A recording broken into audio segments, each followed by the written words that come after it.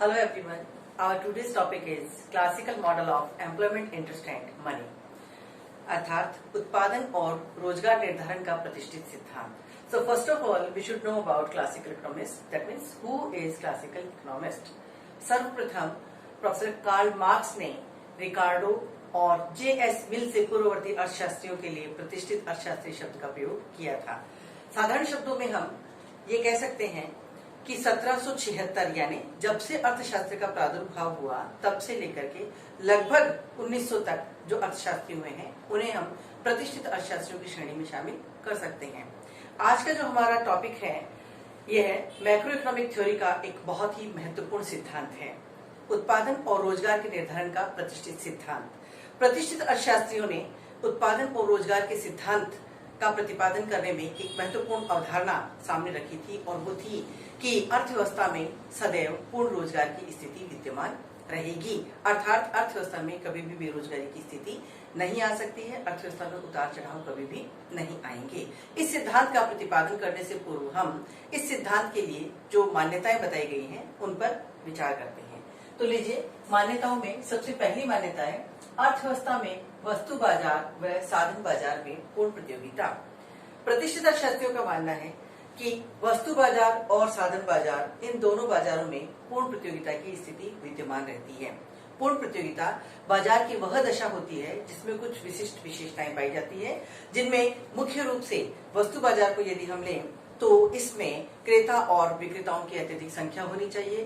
क्रेता और विक्रेताओं को बाजार की दशाओं का पूर्ण ज्ञान होना चाहिए. साधनों में पूर्ण रूप से गतिशीलता की स्थिति उत्पन्न होनी चाहिए या कहें कि विद्यमान पाई जाती है. तो इस प्रकार साधन और वस्तु बाजार दोनों में पूर्ण प्रतियोगिता की स्थिति विद्यमान होती है. इसके पश्चात सरकारी हस्तक्षेप का अभाव. क्लासिकल इकोनॉमिस्ट जो हैं वो गवर्नमेंट के इंटरफेरेंस को बिल्कुल भी स्वीकार नहीं करते थे. उनका मानना था कि सरकारी हस्तक्षेप नहीं होना चाहिए. क्यों? क्योंकि यदि सरकार अर्थव्यवस्था में आएगी तो वो अनावश्यक रूप से हस्तक्षेप करेगी और सरकार का हस्तक्षेप होने के कारण अर्थव्यवस्था सही तरीके से आर्थिक प्रगति या आर्थिक वृद्धि नहीं कर सकती है. इसलिए सरकारी हस्तक्षेप नहीं पाया जाना चाहिए. ये पूंजीवाद के पक्षधर थे. इसके पश्चात आप आगे देखेंगे कि मजदूरी और कीमत की पूर्ण परिवर्तनशीलता. प्रतिष्ठित अर्थशास्त्री ये मानते थे कि कीमत स्तर यानी जनरल प्राइस लेवल और वेजेस इन दोनों में फ्लेक्सिबिलिटी पाई जाती है. अर्थात जो सामान्य कीमत स्तर है वह बढ़ भी सकता है और घट भी सकता है. इसी प्रकार मजदूरी की दरें बढ़ाई और घटाई जा सकती हैं. जब आवश्यकता हो मजदूरी की दर को बढ़ाने की तो इसमें वृद्धि की जा सकती है और जब इन्हें घटाने की आवश्यकता हो तो इनमें आसानी से कमी भी की जा सकती है. इसके पश्चात अगली मान्यता है बंद अर्थव्यवस्था अर्थात फॉरेन ट्रेड नहीं है. प्रतिष्ठित अर्थशास्त्रियों ने अपने मॉडल में क्लोज्ड इकोनॉमी की मान्यता दी है, अर्थात अर्थव्यवस्था बंद है और इस अर्थव्यवस्था में बाह्य लेन देन यानी विदेशी व्यापार को शामिल नहीं किया गया है. फॉरेन ट्रेड को इसमें शामिल नहीं किया जाता है. इसी प्रकार अगली मान्यता है कि कोई फालतू शेष नहीं है, अर्थात व्यक्ति अपने पास मुद्रा शेष नहीं रखता है. प्रतिष्ठित मॉडल जो है वह फिशर के मुद्रा परिमाण सिद्धांत पर आधारित है. फिशर का मुद्रा परिमाण सिद्धांत एक महत्वपूर्ण आधार स्तंभ है प्रतिष्ठित मॉडल का, जो ये मानता है कि money is demanded only for transaction purpose. अर्थात मुद्रा की मांग केवल सौदा उद्देश्य की पूर्ति हेतु की जाती है. यानी लोग मुद्रा अपने पास केवल अपने सौदा उद्देश्य की पूर्ति यानी अपनी रोजमर्रा की जो उपभोग करने वाली वस्तुएं हैं उनको खरीदने के लिए ही व्यक्ति मुद्रा की मांग करता है और व्यक्ति मुद्रा को अपने पास बचा करके नहीं रखता है, क्योंकि मुद्रा की अर्थव्यवस्था में सौदा उद्देश्य की पूर्ति करने के अलावा और कोई भूमिका नहीं होती है. तो इस तरह से व्यक्ति कोई फालतू शेष अपने पास नहीं रखते हैं, केवल मुद्रा सौदा उद्देश्य की पूर्ति के लिए मांगते हैं. इसके पश्चात आप देखेंगे कि फर्म का उद्देश्य लाभ अधिकतम करना है. यानी फर्म जो है वह प्रॉफिट मैक्सिमाइजेशन के लक्ष्य को सामने रख करके अपना कार्य करती है.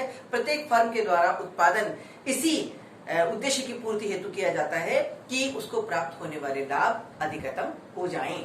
इसके पश्चात पूर्ण रोजगार की स्थिति. अब ये पूर्ण रोजगार क्या है? पूर्ण रोजगार में एक शब्द आया है रोजगार. तो सबसे पहले हमें रोजगार टर्म को समझना है. रोजगार का क्या अभिप्राय है?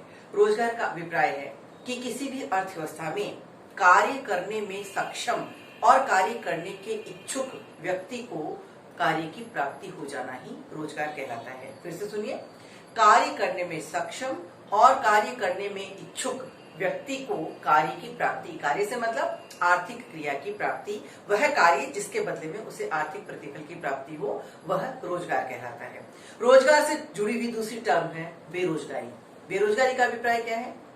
बेरोजगारी का मतलब होता है कि जब कोई व्यक्ति कार्य करने का इच्छुक है और कार्य करने में सक्षम भी है, लेकिन उसे जब कार्य की प्राप्ति नहीं होती है, तो यह स्थिति बेरोजगारी की स्थिति कहलाती है। इसके बाद अगली टर्म आती है पूर्ण रोजगार यानी परफेक्ट एम्प्लॉयमेंट। पूर्ण रोजगार से अभिप्राय ये होता है कि अर्थव्यवस्था में जितने भी लोग कार्य करने में सक्षम और कार्य करने के इच्छुक है, यदि उन समस्त लोगों को कार्य की प्राप्ति हो जाती है, तो ऐसी स्थिति किसी भी अर्थव्यवस्था में पूर्ण रोजगार की स्थिति कहलाती है। प्रतिष्ठित मॉडल में प्रतिष्ठित अर्थशास्त्रियों का यह मानना है कि किसी भी अर्थव्यवस्था में सदैव पूर्ण रोजगार की स्थिति विद्यमान रहती है, अर्थात इन्होंने बेरोजगारी की अवस्था को नहीं माना है, यानी अर्थव्यवस्था में कभी भी बेरोजगारी नहीं होगी।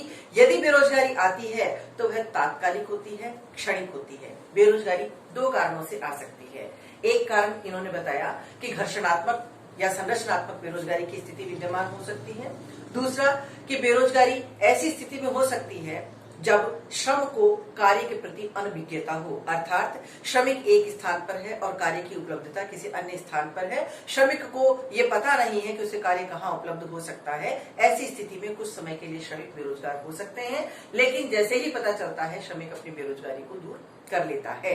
तो इस प्रकार से अर्थव्यवस्था में बेरोजगारी की स्थिति विद्यमान नहीं हो सकती है। दूसरा, इन्होंने ये माना कि यदि अर्थव्यवस्था में बेरोजगारी आ भी जाती है तो कोई चिंता की बात नहीं है। क्यों? क्योंकि इसे आसानी से दूर किया जा सकता है। अब इसे किस प्रकार से दूर किया जा सकता है उसका इन्होंने ये तरीका बताया कि जैसा आपने अभी एक मान्यता पढ़ी थी कि अर्थव्यवस्था में कीमत स्तर, सामान्य कीमत स्तर और मजदूरी की दरें ये दोनों फ्लेक्सिबल होती हैं, इन दोनों में लोचशीलता पाई जाती है।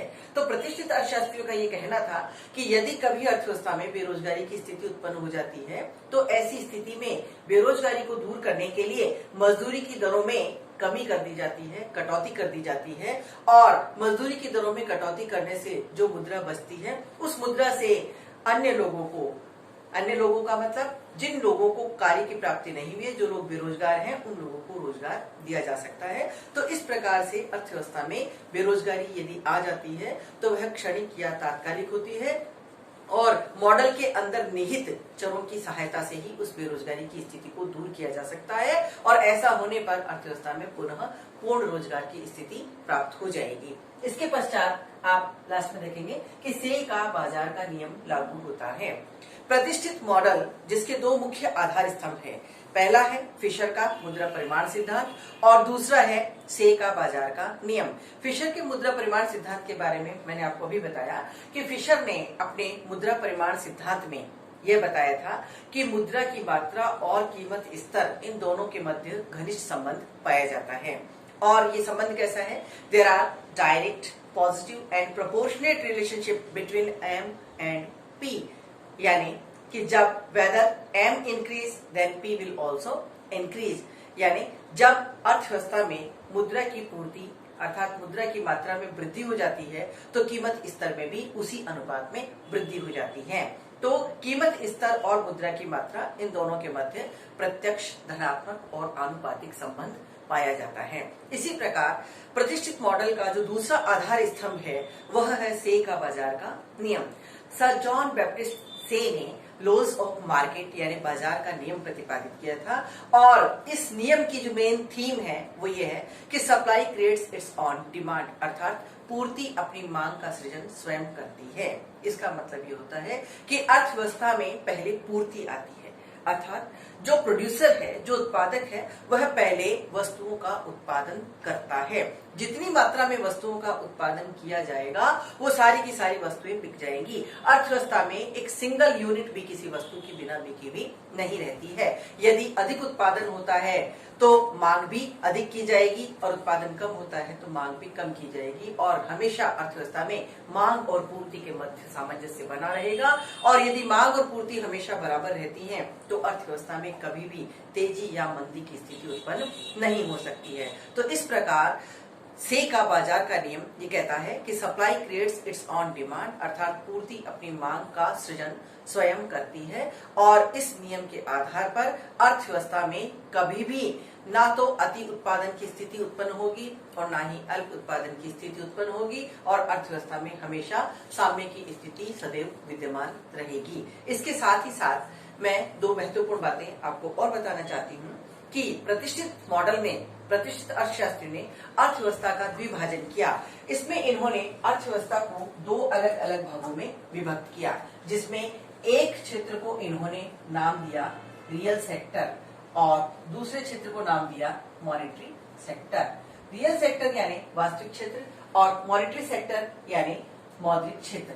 ये वास्तविक क्षेत्र और मौद्रिक क्षेत्र के बारे में प्रतिष्ठित अर्थशास्त्रियों ने ये बताया कि वास्तविक क्षेत्र के जो चर हैं वे चर मौद्रिक क्षेत्र के चरों पर प्रभाव डालते हैं, लेकिन मौद्रिक क्षेत्र के चरों का प्रभाव वास्तविक क्षेत्र के चरों पर नहीं पड़ता है। अर्थात ये अर्थव्यवस्था दो अलग अलग क्षेत्रों में बटी हुई होती है, वास्तविक क्षेत्र और मौद्रिक क्षेत्र। वास्तविक क्षेत्र में प्रतिष्ठित अर्थशास्त्रियों ने कुछ महत्वपूर्ण चरों को शामिल किया था, जिसमें मुख्य रूप से उत्पादन, श्रम, श्रम की मांग, श्रम की पूर्ति, वास्तविक मजदूरियां और रोजगार के स्तर को लिया था। इसी प्रकार मौद्रिक क्षेत्र में सामान्य कीमत स्तर, मुद्रा की मांग और मुद्रा की पूर्ति और इसके साथ साथ मौद्रिक मजदूरियों को शामिल किया था। तो इस प्रकार अर्थव्यवस्था का द्विभाजन प्रतिष्ठित अर्थशास्त्रियों के द्वारा किया गया। इसके साथ साथ प्रतिष्ठित अर्थशास्त्रियों ने अर्थव्यवस्था को तीन बाजारों में विभक्त किया था, जिनमें मुख्य रूप से पहला बाजार है वस्तु बाजार, दूसरा साधन बाजार और तीसरा पूंजी बाजार है। वस्तु बाजार जिसके अंतर्गत इन्होंने कहा कि हमेशा साम्य बना रहेगा, यानी वस्तुओं की मांग और पूर्ति हमेशा एक दूसरे के बराबर रहेगी, तो वस्तु बाजार हमेशा साम्य की स्थिति में होगा। इसी प्रकार से साधन बाजार में भी साम्य की स्थिति विद्यमान रहेगी। पूंजी बाजार जहां मुद्रा की मांग और पूर्ति दोनों एक दूसरे के बराबर रहती है और साथ ही साथ बचत और विनियोग ये भी दोनों एक दूसरे के समान, एक दूसरे के बराबर रहते हैं। तो अर्थव्यवस्था में हमेशा साम्य की स्थिति बनी रहती है और यह साम्य कभी भी भंग नहीं होता है।